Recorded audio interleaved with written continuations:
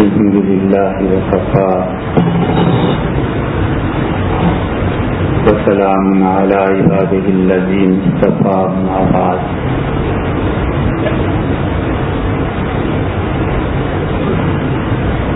اللہ تعالی نے جو کام ہر آدمی کے ذمے لگایا ہے، ان بڑے بڑے کاموں میں سے ایک نہایت اہم کام اپنی اولاد کی تعلیم اور تربیت کا بندوبست کرنا ہے۔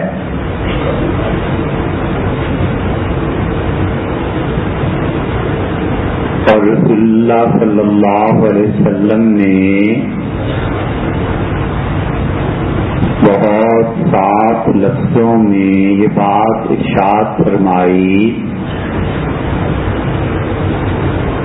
کہ تم میں سے کوئی آدمی سب سے بہتر تحفہ جو اپنی اولاد کو دے سکتا ہے وہ اچھی تربیت ہے۔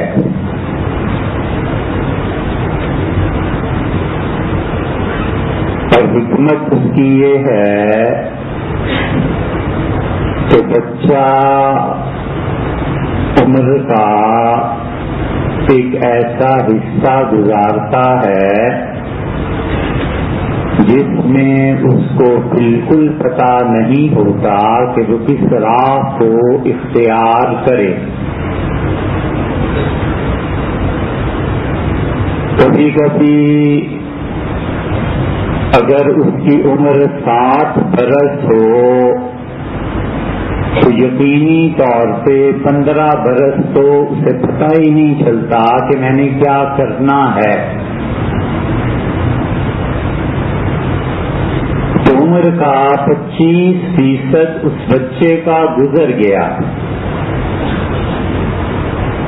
پڑھ لکھ کے فارغ ہو جاتا ہے، نوکری کی تلاش میں ہوتا ہے، معلوم ہوتا ہے کہ مارکیٹ میں ڈیمانڈ کمپیوٹر انجینئر کی ہے اور بچے نے ڈاکٹری پڑھ لی تو 30 سال کی عمر آدھی گزر گئی، مگر اسے پتہ نہیں ہے کہ اب وہ کیا کرے۔ چنانچہ 2 سال وہ کمپیوٹر میں لگا کر پھر اپنی کمائی کا بندوبست کرتا ہے،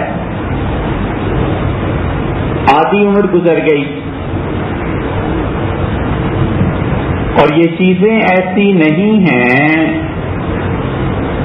کہ کوئی کہانیاں ہوں، آئے دن روزمرہ کی زندگی میں بچے کالجز میں اور یونیورسٹیز میں آپ ان سے دریافت کیجئے کہ کیا کرنا ہے تو بہت سے بچوں کو اپنے مستقبل کا کچھ پتہ نہیں ہوتا کہ وہ آئندہ زندگی میں کیا کریں گے۔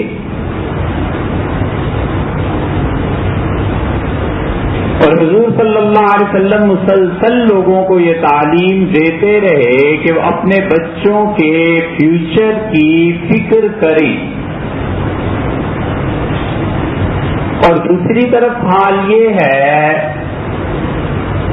کہ کوئی صبح ایسی نہیں پھوٹتی جو اپنے ساتھ یہ خبر نہ لاتی ہو کہ فلاں جگہ پہ مسلمانوں نے یہ کر لیا، فلاں جگہ پہ یہ ہو گیا، اتنے لوگ مارے گئے، اور معلوم ہوا کہ شطرنج کے دونوں طرف مسلمان کھلاڑی تھے۔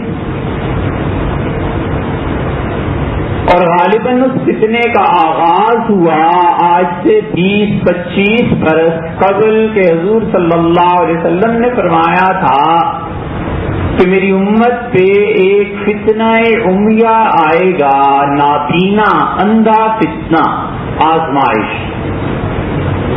اور عرض کیا گیا اللہ کے رسول وہ اندھا نابینا کیا چیز ہوگی وہ فتنہ؟ تو آپ نے فرمایا کہ نہ قتل ہونے والے کو پتا ہوگا کہ کیوں قتل ہو رہا ہے، اور نہ قتل کرنے والے کو پتا ہوگا کہ میں اسے مار کیوں رہا ہوں۔ حقیقی صورتحال کسی کے علم میں نہیں آئے گی. تو ان دونوں اطراف کو دیکھتے ہوئے آپ لوگ اختلاف رکھیے، آپ کا حق ہے کہ ہماری رائے سے اختلاف رکھیں، مت مانیے، لیکن ایک بات سننی چاہیے کہ اس وقت پوری امت میں جو انحطاط آ گیا ہے وہ کم سے کم 3 یا 4 چیزوں کو مستقلاً ہم نے چھوڑ دیا، اور ہم نے اپنی اولادوں کو، آئندہ نسلوں کو ان شعبوں میں نہیں بھیجا. اور ان میں سب سے پہلی چیز جس میں بہت پیچھے رہ گئی امت وہ یہ تھی کہ پچھلے 300 برس سے یا 350 برس سے لوگوں کی آزاد فکر پر پابندی لگ گئی، اور ہم نے اتنا جکڑا اس فکر کو کہ انسان کو سوچنے کا موقع نہیں دیا. انسانی فکر پر پابندی کا نقصان یہ ہوا کہ ریسرچ، تحقیق، سائنس، ڈیولپمنٹ یہ سب چیزیں رک گئیں، اور آج اس مسجد میں اور اس پورے آپ کے دارالحکومت میں اوپر سے نیچے تک اور چھت سے فرش تک ایک چیز ایسی نہیں ملے گی جو ہم نے یورپ سے لی. بجلی ہم نے یورپ سے لی ہے. یہ پنکھے اب بننا شروع ہوئے ہیں، اصلاً وہیں سے آئے تھے. یہ جتنی مشینری کام کر رہی ہے یہ مشینیں وہاں سے آئی تھیں، اور پھر ہم نے اپنے ہاں آ کے بنانا شروع کی، اوپر سے لے کے نیچے تک، سوئی سلائی سے لے کے اور جہاز اور ایٹم بم بنانے تک سب کی سب چیزیں ہم نے مستعار میں مانگی، نکالی کی، سیکھی، اور اکا دکا کہیں کوئی آدمی ایسا ہوا تو ہوا. کروڑوں میں جو آزاد فکر کا مالک تھا اس آزاد فکر پر پابندی لگانے سے سائنس، ریسرچ اور ڈیولپمنٹ رک گئی، اور مذہبی طبقے میں اس آزاد سوچ پر پابندی لگانے سے یہ ہوا کہ آپ کے ہاں ایسے علماء پیدا ہونے بند ہو گئے جو علماء ایسے تھے جن کی ہر مجلس میں نئی بات تھی، ہر بات میں نئی بات تھی، ہر جگہ بیٹھتے تھے تو بے اختیار علم جھڑتا تھا اور معلوم ہوتا تھا کہ صاحب علم ہے، کوئی پڑھا لکھا آدمی. ہم نے مذہب کو غلط استعمال کیا اور کوئی نئی سوچ آئی، ہم نے کہا یہ کفر ہے، ہم نے کہا یہ ارتداد ہے، قتل کرو اس کو. اور اب تک آکسفورڈ یونیورسٹی کے باہر وہ پتھر پڑا ہوا ہے جہاں ایک پادری کو جلایا گیا تھا، اور اس کے بعد ہم نے ترکی میں دیکھا تو ترکی میں جو خلافت عثمانیہ کی عدالت تھی اس کے باہر بھی پتھر پڑا ہوا ہے جہاں پر فتوے کی روح سے آدمی کو لٹا کر اس کی گردن پہ ٹوکا مارتے تھے، الگ کر دیتے تھے. جرم کیا ہے کہ اس نے ہماری رائے سے اختلاف کیا. حال ان کا بھی وہی تھا، حال اب ہمارا وہی ہے. انہوں نے اپنی جاہلیت کی یادگار میں وہ چیزیں محفوظ رکھی ہیں کہ ہم نے دنیا کے ساتھ کبھی ایسے ظلم کیا، حتیٰ کہ ہماری نسلوں نے کرسچینٹی کو اتار کر پھینک دیا. انہوں نے کہا چھوڑ دو اس مذہب کو جو ہماری راہ میں رکاوٹ بنتا ہے، اور پوری دنیا کے لیے وہ خیر ثابت ہوئے دفاع عامہ کے کاموں میں، اور پوری دنیا کے لیے شر ثابت ہوئے جہاں انہوں نے اپنے مفادات کا تحفظ کرنا. ہم لوگوں نے نئی سوچ پہ پابندی لگائی، نئی فکر پہ پابندی لگائی، بجائے اس کے کہ ایک آدمی کو جو اللہ کے ہونے پہ، رسالت پہ، قرآن پہ اشکالات ہیں، شک ہیں، ہم بیٹھ کے اس کو سنتے، اس کے شکوک کو دور کرتے، اس کے ساتھ بحث کرتے، اور ہم خود اپنی ذات میں اتنا بڑا ماڈل ہوتے کہ لوگ دیکھ کے تمنا کرتے کہ کاش اس جیسا علم میرے پاس ہوتا. ہم نے ان لوگوں کو جبر سے بند کیا، دنیا بھی برباد کی اور لوگوں کی آخرت اور اسلام کو بھی ڈبویا۔ یہ محض اس لیے تھا کہ ہم نے آزاد فکر پہ پابندی لگائی، ہم نے کہا مت سوچو مت سوچو، اور یہ نہیں ہوا کرتا۔ یہ اس فکر پہ پابندی لگانے کا نتیجہ یہ ہے کہ آج اسلام کی بنیادی اقدار ہمارے معاشرے سے اٹھ گئیں، تہذیب ہماری مغرب کی طرف چل پڑی، ہمارے لباس تبدیل ہو گئے، ہمارے کھانے تبدیل ہو گئے، ہمارے ہاں پردہ نہیں رہا، ہمارے ہاں کچھ نہیں رہا۔ اس کی وجہ بنیادی طور سے یہ ہے کہ ہم نئی اور ابھرتی ہوئی فکر کو اپنے ساتھ ایڈجسٹ نہیں کر سکے، ہم انہیں بتا نہیں سکے کہ ہمیں اللہ نے کیا سکھایا تھا اور آپ کی فکر کس زاویے سے غلط ہے۔ اس لیے کرنے کا کام یہ ہے کہ ہم اپنے بچوں کو ریسرچ کے میدان میں بھیجیں، ہم انہیں سائنس کی تعلیم دلائیں اور ہم پورے یقین کے ساتھ جانیں کہ فزکس، کیمسٹری، بایولوجی، میڈیکل، اس پہ وہ ڈاکٹریٹ سے بھی اوپر کے درجے کی ریسرچ کر کے لائے اور دنیا میں پتہ چلے کہ مسلمانوں نے کوئی تحقیق کی ہے اور کوئی کام کیا ہے۔ ہم اپنے بچوں کو اسباب اور وسائل کے اعتبار سے کوشش کر کے اتنا بے نیاز کر دیں کہ وہ 100% ضروریات ان کی پوری ہو جائیں اور وہ اپنا 100% ہمیں ڈیلیور کر دیں، ہمیں اپنے آپ دے دیں، محنت کریں، ترقی کریں اور بتائیں کہ اللہ نے طبیعت میں، فزکس میں یہ اصول قوانین رکھے ہیں، اور بجائے اس کے کہ ہم فتوے کی زبان استعمال کریں، محبت سے ان کی تربیت کی جائے۔ سائنس کے میدان میں آپ پچھلے سینکڑوں سالوں کی فہرست اٹھائیے، ہم نے کیا کیا، ہم نے دنیا کو دیا کیا؟ یہ اللہ کی دنیا، یہ برکتوں اور اعمال کے نتیجے میں جو صالحیت پیدا ہوتی ہے، سارے نتائج اس سے نہیں نکلتے۔ ایک بچہ جتنا بھی مخلص ہو اور جتنا بھی خدا کے ساتھ اس کا تعلق ہو اور جتنا بھی وہ اللہ سے دعا مانگے، ہو نہیں سکتا کہ وہ فزکس کے پیپر میں کامیاب ہو جائے جب تک کہ اس سے بنیادی طور پر وہ کچھ پڑھا لکھا نہیں جو امتحان میں آتا۔ اللہ اس کے اخلاص کی قدر ہے، اس کی دعا کی قدر ہے۔ ہم سب لوگ بیٹھے ہیں اس انتظار میں کہ کوئی کرامت اور معجزہ ہو، کوئی کرامت نہیں ہوتی، کوئی معجزات اب دنیا میں نہیں ہوتے۔ حضرت رسالت پناہ صلی اللہ علیہ وسلم معجزات کا باب بند کر گئے، وہ اللہ کے آخری رسول اور نبی تھے علیہ الصلوۃ والتسلیم، اور اس کے بعد لوگ جو محنت کریں گے اس کے نتائج کو دیکھیں گے۔ ان کرامتوں کے باب کو ہمیں ختم کر دینا چاہیے اور سوچنا چاہیے کہ ہم اپنی اولاد کی سائنس میں کیسے تربیت کر سکتے ہیں۔ یہاں نہیں تو باہر چلے جائیں اور یہاں محنت کر کے کسی نتیجے پر پہنچیں اور وہ سمجھیں کہ گھوڑا اچھا دوڑنے والا ہے، اور اس ملک میں میدان اتنا بڑا نہیں ہے جہاں گھوڑا دوڑایا جا سکے، تو جس ملک میں میدان ہے وہاں جا کر اس گھوڑے کو دوڑنا چاہیے۔ یہ بھول جانا چاہیے کہ اپنا وطن، اپنا دیش، اپنی زمین اس کا حق بنتا ہے بہت، لیکن ہم اپنے گھوڑے کو اس لیے ذبح کر دیں کہ یہاں پر اس کو دوڑانے کا میدان نہیں، ہم بڑی گاڑی اس لیے نہیں خریدیں کہ یہاں پر چلانے کی روڈ نہیں، تو پھر وہاں چلے جانا چاہیے جہاں روڈ ہے، تاکہ انسانی صلاحیتیں ضائع نہ ہوں اور وہ منوائے کہ صرف ایک دین اللہ کا اسلام ہے، جس دن بدلتے ہوئے حالات اور معاشروں کا ساتھ دے سکتا ہے، لیکن اس کے لیے دوسری طرف آزاد فکر علماء، وہ اہل علم جو بیٹھ کر بات کرتے تھے اور ان کی دنیا کی فکر کی گہرائی اور دین کی وسعت مطالعہ اور علم کا اندازہ ہوتا تھا، وہ بھی نہیں رہے۔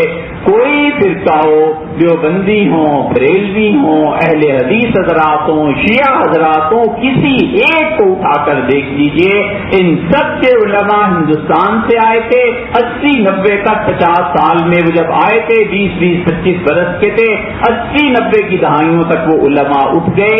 اب معاشرہ خالی ہو چکا ہے.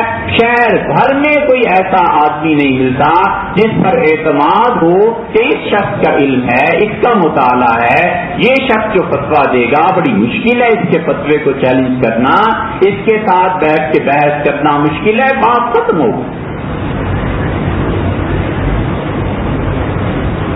ہم نے بہت بڑی غلطیاں کی.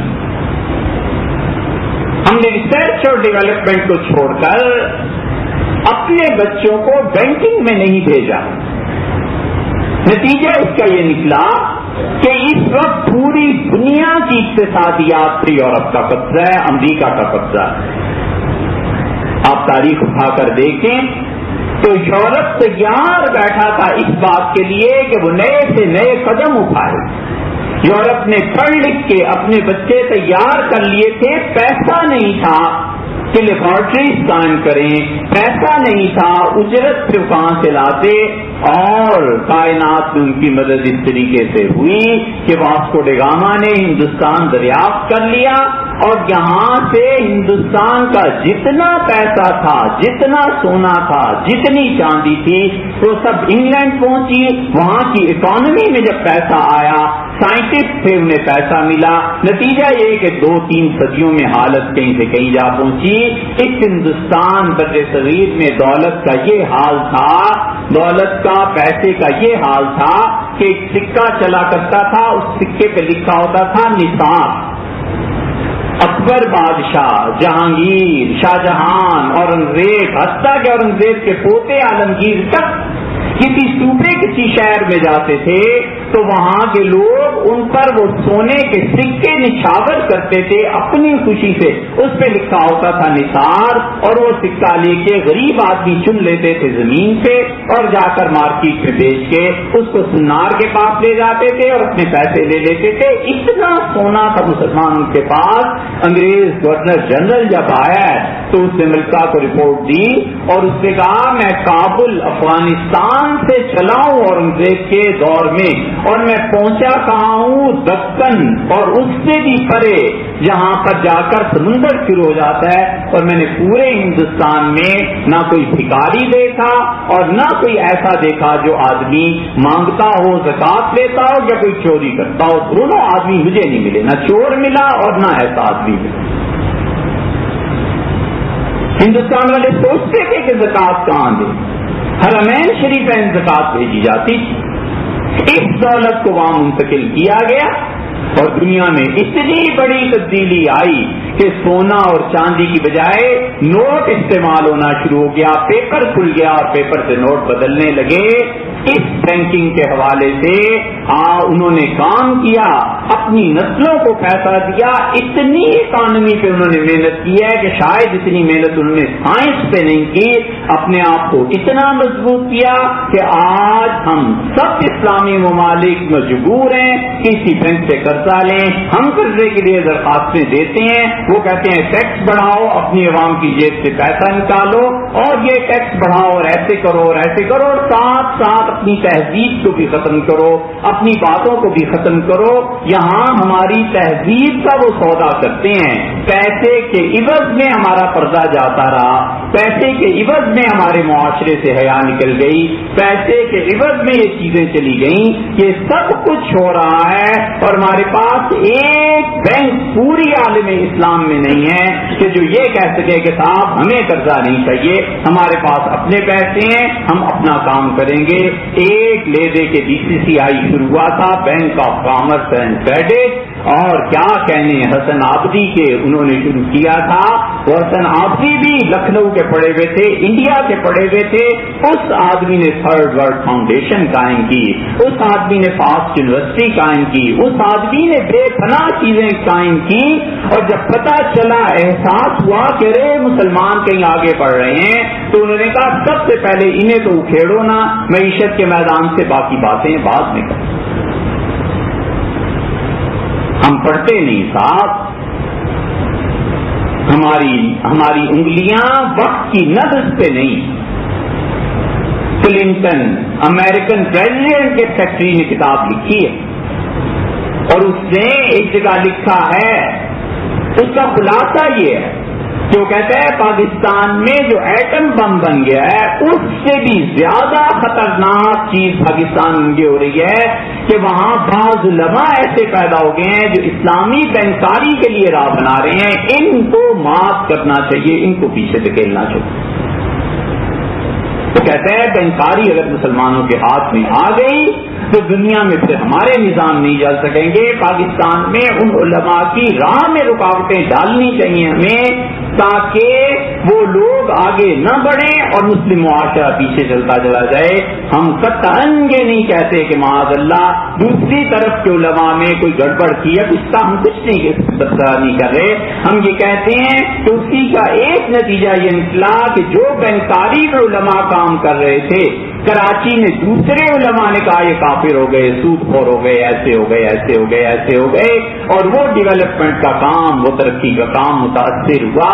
ہم جیسے جاہلوں سے لوگ پوچھنے لگے کہ جی فلاں اسلامک بینک کیسا ہے, بینکاری کرائیں نہ کرائیں, کیا کریں. ہم حیران اس بات پہ تھے کہ ارے بھائی ہم تو بالکل لا علم ہے. نوبت جہاں تک آ گئی ہے پورے عالم اسلام میں آپ چن کر بتائیں کہ کون سا ہے, اور بڑا ڈر ہے اس بات کا, بڑا ڈر اور امکان ہے. خدا نہ خاصہ ہم شاید نہیں ہوں گے, لیکن ممکن ہے 50-60 برس میں یہودی پورا اسلامک سسٹم اکانومی کا لے آئے اور ان یہودیوں کے فتووں پہ ہم سب دستخط کریں, علماء دستخط کریں کہ یہ اسلام کے مطابق ہے, اور ہمارے ملکوں میں بینک کھلیں اور دودھ یہاں جماؤ اور شام کو اس کی بالائی پھر سے نیو یارک پہنچ جائے, واشنگٹن پہنچ جائے. یہودی کام کر رہے ہیں مسلسل کہ اسلامک اکانومی کیا ہے, اسلامی بینکاری کیا ہے. کہ آج سے چند برس بیشتر جب ہم ان کی ایک کانفرنس میں گئے نیو یارک میں, ہم نے وہیں بھانپ لیا تھا کہ اچھا اب یہودی اس پر چل پڑے ہیں, وہ اپنا نظام لے آئیں گے اور ہمارے یہاں فتوے چلتے رہیں گے کہ یہ سود ہو گیا, یہ کفر ہو گیا, یہ ایسے ہو گیا, یہ ایسے ہو گیا. پوری اسلامی دنیا میں اکانومی کے حوالے سے کون سا مضبوط ادارہ کام کر رہا ہے, ہمیں سوچنا چاہیے. اور تیسری چیز جس میں ہم نے اپنے بچوں کو نہیں بھیجا اور بہت ضرورت ہے بچوں کو بھیجنے کی, وہ میڈیا ہے. اس وقت پوری دنیا میں ایک آزاد مسلمان میڈیا نہیں جو میڈیا اسلام کا پیغام پیش کرے. لوگ اپنے فرقوں کا ٹی وی بنا رہے ہیں, اسلام کا نہیں بنا رہے. جو فرقہ ہے وہ اس کوشش میں ہے کہ میرا فرقہ اور یہ پڑھے, شیعت پڑھے, مرثیے پڑھے جائیں, اہل حدیث حضرات بڑھے, ہر روز مذاکرہ کی تراویح 8 ہیں یا 12 ہیں یا 20 ہیں, رفع یدین کرنی ہے یا نہیں کرنی. چینل پہ رات صبح دن روز نعتیں پڑھتے رہو تاکہ اہل سنت اپنے آپ کو ثابت کرو دوسروں کو. اور خیر سے کوئی دن نہیں جاتا کہ جو بندی حضرات بھی اپنا ٹی وی لے لیں گے. یہ سب کے سب اپنے مسلک کی خدمت کر رہے ہیں. وہ اسلام جو اللہ کا دین, جو پیغام تھا, جو سب لوگوں کو اپنی طرف کھینچتا, جس میں وسعت ہوتی اور جو کہتا کہ بھائی یہ ہمارے دلائل ہیں, دوسرے کے دلائل یہ ہیں, جو لوگوں کو صحیح اللہ کے دین کی طرف دعوت دیتا. آج پوری میڈیا کی دنیا نہ صرف ایسے چینل سے خالی ہے بلکہ اس سے بھی خالی ہے کہ ہم سچی خبر جان سکیں کہ سچی خبر ہے کیا. ہر خبر میں کوئی نہ کوئی جھوٹ, چاہے وہ سیاست کے راستے سے آئے, چاہے وہ مذہب کے راستے سے آئے, چاہے وہ انٹرنیشنل پالیسیز کے نتیجے میں آئے, ہر جگہ جھوٹ, ہر جگہ جھوٹ. آدمی کیا فیصلہ کرے کہ کون حق پہ ہے اور کون گمراہی. ہمیں چاہیے ہم اپنے بچوں کو میڈیا میں بھیجیں, اور آج نہیں 20 برس 30 برس 50 برس جا کر جہاد کریں اور کنٹرول میں لے لیں اور سچ دنیا کو بتائیں کہ دنیا میں حقیقی سچائیاں کیا ہیں. اور چوتھی چیز, وقت تو ہو گیا لیکن 1-2 منٹ, چوتھی چیز جس پہ ہمیں محنت کرنی چاہیے. دیکھو اب بھی وقت ہے, ہم سنبھال سکتے ہیں. ہمارے معاشرے میں لیڈی ڈاکٹر سرجن نہیں بن رہی, اور نتیجہ یہ کہ خالص جو عورتوں کے معاملات ہیں یہ میل ڈاکٹر کرتے ہیں، اور اللہ معاف فرمائے، خدا نہ خاصہ ڈاکٹرز کی توہین نہیں، بڑے مقدس پیشے کی بات ہے، لیکن عمومی ماحول جو ہے وہ اکثر و بیشتر ڈاکٹرز اس ذریعے کس کو فجور تک پہنچتے ہیں، عشق و محبت کی داستانیں اور کیا کیا چیزیں ابھرتی ہیں۔ ہمارے وقت کی ضرورت ہے ہم اپنی بچیوں کو انہی کالجز میں میڈیکل کی تعلیم دیں، سرجری کی تعلیم دیں۔ اس کے دو فائدے ہیں، ایک فائدہ یہ ہے کہ ہمارے معاشرے میں جب لیڈی ڈاکٹر سرجن زیادہ ہو جائیں گی، لا محالہ ہماری پردہ دار خواتین، شرم و حیا کی مسلمان بچیاں انہی کی طرف جائیں گی کہ وہاں جاؤ وہ لیڈی ڈاکٹر ہے۔ اور دوسرے خدا نے کبھی ساتھ دیا اور اللہ کی مدد ہوئی تو ان لیڈی ڈاکٹرز میں سے جس میں اسلام کی حمیت ہوگی اٹھ کھڑی ہوگی کسی دن اور وہ کہے گی کہ ہم اپنی عورتوں کا، بچیوں کا الگ سسٹم اسکولوں کا بنائیں گے، کالجوں کا بنائیں گے، الگ میڈیکل کالج ہم قائم کریں گے جہاں صرف بچیاں پڑھیں گی، کوئی ایجوکیشن نہیں ہوگی۔ یہ کام کرنے کا پوتیاں، نواسیاں، بیٹیاں اس کام میں لگا دینی چاہیے کہ بیٹے جائیے اور میڈیکل کالج میں پڑھیے اور سرجن بننا ہے، تاکہ دنیا میں خاص مسلمان اپنی شرم اور حیا ایک نسل آگے منتقل کر دیں گے۔ ہم اپنے زمانے کے مکلف ہیں، بات کے نہیں، یہ نسل آگے منتقل ہو جائے گی، یہ شرم و حیا آگے چلی جائے گی اور بچیاں گھبرائیں گی میل ڈاکٹرز کے پاس جانے کون جاتا ہے۔ اب بھی الحمدللہ مسلمان بچیوں میں شرم و حیا ہے، یہ طریقہ ہے کہ ہم اس کو قائم کریں اور ہم اپنے بچوں کو ان 3 فیلڈز میں بھیجیں تاکہ ان کے مستقبل بھی محفوظ رہیں اور امت کے لیے مجموعی اعتبار سے کوئی اس کا حل نکل سکے۔ آپ اختلاف کر سکتے ہیں ہماری رائے سے، کوئی حرج نہیں ہے، نہ کوئی ایسی شرعی باتیں ہیں۔ اللہ تعالیٰ ہمیں اور آپ کو عمل کی توفیق دے۔